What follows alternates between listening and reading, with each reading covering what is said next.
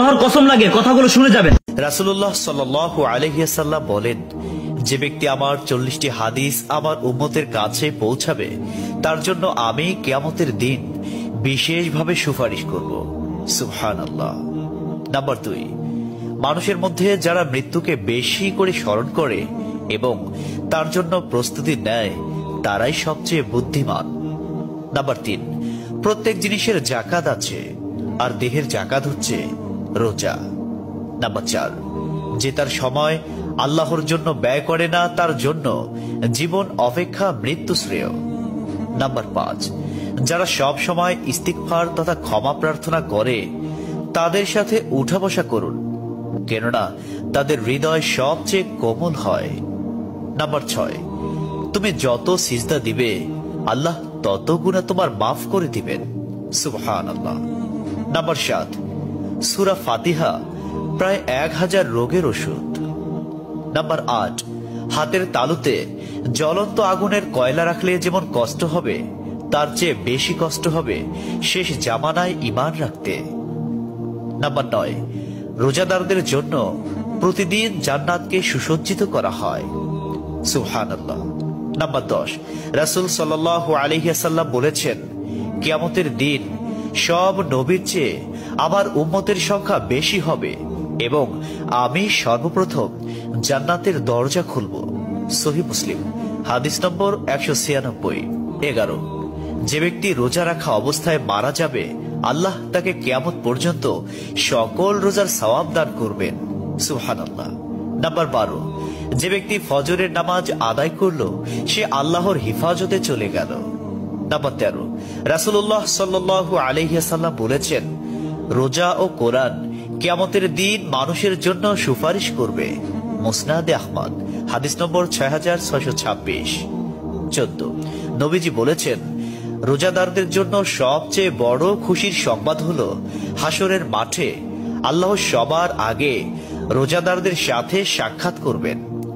সুবহানাল্লাহি ওয়া বিহামদিহি।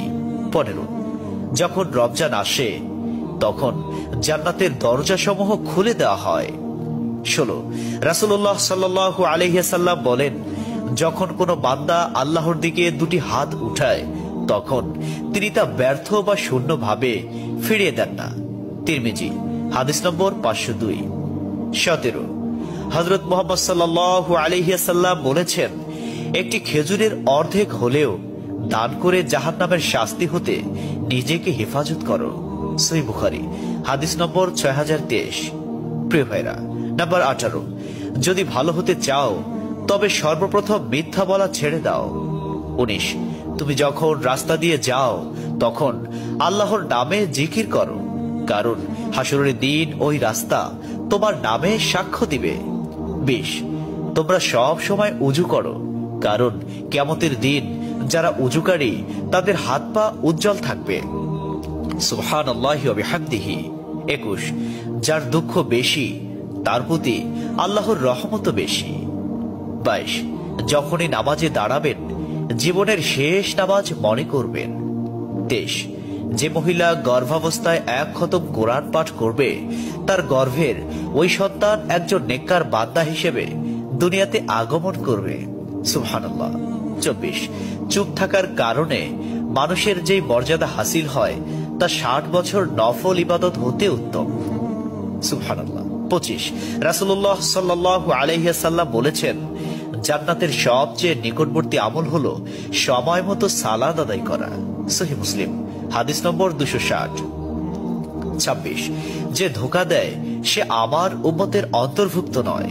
27, তুমি জানো তুমি সঠিক তবু তর্ক করো না, তর্কে জড়াইও না। 28, হযরত মুহাম্মদ সাল্লাল্লাহু আলাইহি ওয়াসাল্লাম বলেছেন, তোমরা বিপদে পড়ে মৃত্যু কামনা করবে না, বরং বলবে, হে আল্লাহ, যে পর্যন্ত জীবিত থাকা আমার জন্য কল্যাণকর আমাকে ততক্ষণ জীবিত রাখুন, এবং যখন মৃত্যু আমার জন্য কল্যাণকর তখন তুমি আমাকে মৃত্যু দাও। 29, সূরা ইয়াসিনকে কুরআনের হৃদয় বলা হয়। 30, হযরত মুহাম্মদ সাল্লাল্লাহু আলাইহি ওয়াসাল্লাম বলেন, মায়ের একটি কষ্টের নিঃশ্বাস 7টি দোজখের চেয়েও ভয়ঙ্কর, আর একটি সুখের হাসি 8টি বেহেশতের সমান। সুবহানাল্লাহ। 31, যে অন্যের বাবা মাকে গালি দিল সে যেন নিজের বাবা মাকে গালি দিল।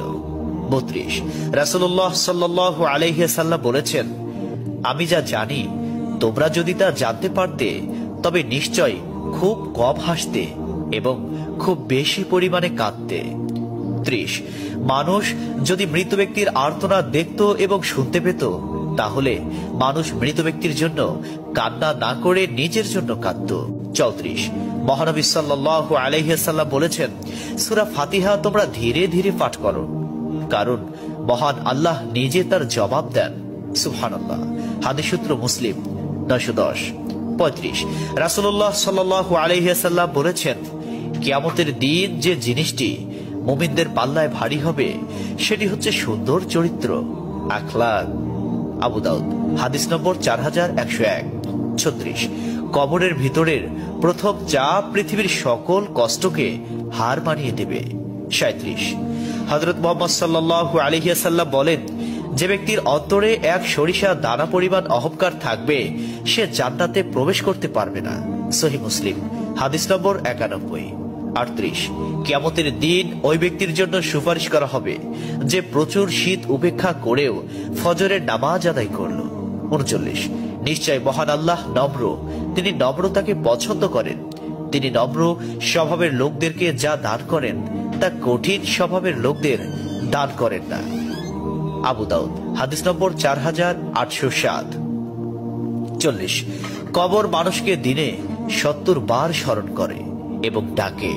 আল্লাহ সুবহানাহু ওয়া তাআলা আমাদের সঠিক জ্ঞান এবং বুঝার তৌফিক দান করুন এবং আমাদের এই সমস্ত হাদিস সমূহের উপর আমল করার তৌফিক দান করুন।